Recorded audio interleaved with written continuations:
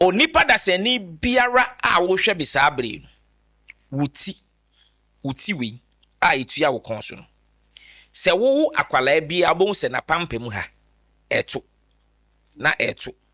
eto yesi ya tokro bi da ho saa na yaka ama yate ye nananom ye maamenom obon so ode entuma yes no so mu warm water no de se na ebe ya saa bia no okra tumi pie fi saa bia no ekọ saaba ena saa uti we na eso no eso na wanim onyam eda enti obi wu a yetumi peja funu no mane yeyi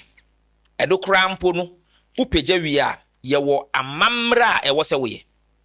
ye wa haban bi ti se adwura kane no ye de obi kwa amusie ye wo a wo kwa amusie ho bi no wan so funu no the fact say wo kwa amusie ho nko enti no o san wachi na wo ba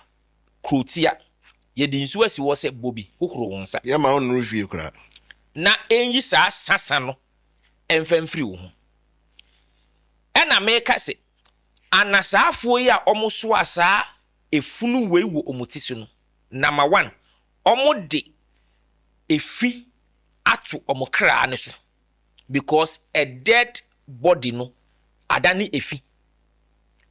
enti na yesi yemfa funu nkwa asori dem mpo ne funu na yemfa nkwa asori dem no wa pampa mu de utumi so amane yi how a big mistake and as for na ye no na I am saying it again say oman kopemwa an cleanse wono ho a is going to be a generational something seriously ebeye I want to so ade say saafo we no mu omo nana ene ekoso a ebinum funu wo onoma pampem because eye enome kese ma odasani say wa pampemu no udi ade a enye etuso